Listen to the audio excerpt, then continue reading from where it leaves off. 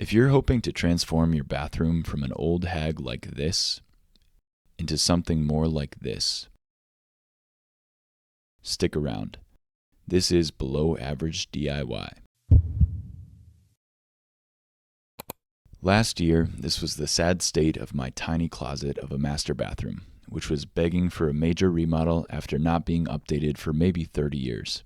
I considered hiring a professional, but the devil on my shoulder with a brittle ego convinced me that I needed to do it on my own. I also didn't want to fork over 10 grand to someone else and throw away the opportunity to learn how to do it myself. So with zero major renovation experience, armed with just a few concept drawings on an iPad, I spent around 3 months of nights and weekends doing the whole thing by myself. Here's a quick overview of what I tackled. I demoed, rebuilt, or replaced every surface and feature, and bumped out a wall to expand the bathroom. I also added some cooler features outside of what you might expect. I built a custom countertop from scrap wood, installed a barn door to minimize wasted space, put underglow lighting on a vanity top, wired to a motion sensor, made my own shiplap from cheap plywood, and built recessed shelves into the wall for extra storage.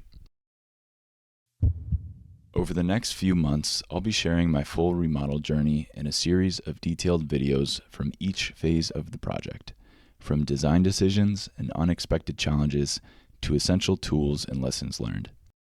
I'll be cutting up over 100 hours of my footage into the most valuable and educational steps from the project. Looking back, I could have done it in half the time, saved even more money, and made better choices, which is why I'm creating this video series. I'm hoping to share what I learned so that you can take on your own remodel with more confidence and fewer mistakes.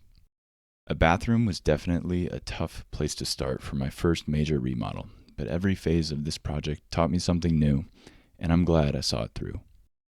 I relied heavily on wisdom from other DIYers online and feedback from family and friends.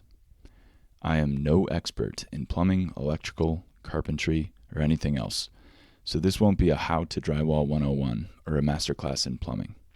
Instead, this series will try to illustrate my journey and show you how I knocked out each phase of the project. I hope to give you ideas for your own bathroom aspirations and show you where you might be able to save money and effort. Most importantly, I hope it inspires you to take on your own projects, even if you're hesitant to start.